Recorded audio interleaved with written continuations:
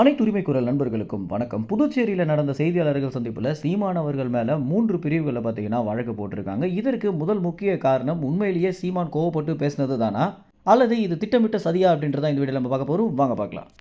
பொதுவாகவே சீமானுடைய செய்தியாளர்கள் சந்திப்பு பார்த்தீங்கன்னா ரொம்ப காரசாரமாக போகும் அப்படின்னே சொல்லலாம். ஏன்னா எல்லா அரசியல்வாதிகளையும் ஒப்பிடும்போது நெறியாளர்களுடைய கேள்விகளுக்கு கேட்டு கேட்டு பதிலளிக்கக்கூடிய ஒரு இடத்துல சீமான் அவர்கள் தான் இருந்துட்டு இருக்காரு.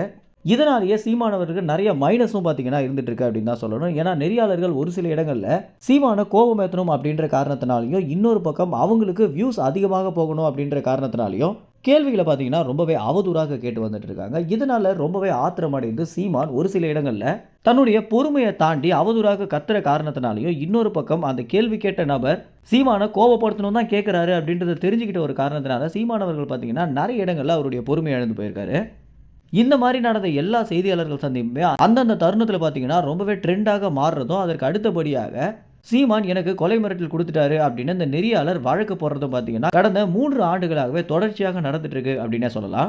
இப்படி இருக்கும்போது சமீபத்தில் புதுச்சேரியில் நடந்த ஒரு செய்தியாளர்கள் சந்திப்பில் சீமான் அவர்களை பார்த்தீங்கன்னா ஒரு நெறியாளர் தொடர்ச்சியாக கார்னர் பண்ணுற நோக்கத்திலே கேள்வி கேட்டதும், அதுக்கு அடுத்தபடியாக தேர்தல் ஆணையம் ஒரு விஷயத்த சொல்கிறாங்க அப்படின்னா நீங்கள் கேட்டுட்டு போக வேண்டியதானே, எதனால் அதுக்கு போராடுறீங்க அப்படின்னு சீமானவர்களுடைய அரசியல் கொள்கை மேலேயே ஒரு குற்றச்சாட்டு வச்ச காரணத்தினால தன்னுடைய நிதானத்தை இழந்து சீமானவர்கள் பார்த்தீங்கன்னா ஒன்றை தொடர்ச்சியாகவே கவனிச்சுட்டு வந்துட்டு இருக்க, நீ எனக்கு கோபம் ஏற்றணும் அப்படின்னே கேள்வி கேட்டுட்டு இருக்க, இனிமே என்னுடைய செய்தியாளர்கள் சந்திப்பா நீ வராது அப்படின்னு சொல்லியிருந்ததோ, அதற்கு அடுத்தபடியாக அந்த நெறியாளர் அடுத்தடுத்து சீமான் மேல குற்றச்சாட்டு வச்சு பேசிய காரணத்தினால ஒரு சில இடங்களில் பார்த்தீங்கன்னா சீமான் அவர்கள் தவறுதலான வார்த்தையை விட்டிருந்தாரு. ஒரு பெரிய அரசியல்வாதியாக பார்க்காம சராசரி மனுஷனாக பார்த்தோம்னா இந்த விஷயம் பார்த்தீங்கன்னா முழுக்க முழுக்க சரி அப்படின்னு தான் சொல்லி ஆகணும். தன்னை திட்டமிட்டு கார்னர் பண்ணணும் அப்படின்னு நினைக்கக்கூடிய ஒரு நபரிடம் நம்ம கோவப்படுறது பார்த்தீங்கன்னா ரொம்ப சாதாரண ஒரு விஷயம் அப்படின்னே சொல்லலாம். இப்படி இருக்கும்போது சீமான் அவர்களும் இந்த ஒரு விஷயத்தை தான் பண்ணியிருந்தார். ஆனால் பொதுவெளியில் பண்ணியிருந்ததும் ஒரு பெரிய அரசியல் தலைவராக இருந்து பண்ணியிருந்தது தான் பார்த்தீங்கன்னா சீமான் அவருக்கு தற்போது ஒரு பெரிய பேக் ஃபயர் ஆயிருக்கு அப்படின்னே சொல்லலாம்.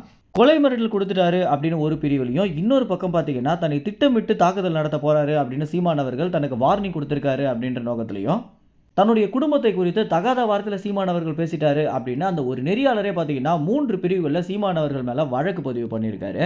ஏற்கனவே 150 வழக்குகளுக்கு மேலே இருக்கக்கூடிய ஒரு அரசியல்வாதியாக சீமான் அவர்கள் இருக்கும்போது மேலும் மேலும் பார்த்தீங்கன்னா அவர் மேலே வழக்குகள் அதிகமாக வந்துட்டு இருக்கு.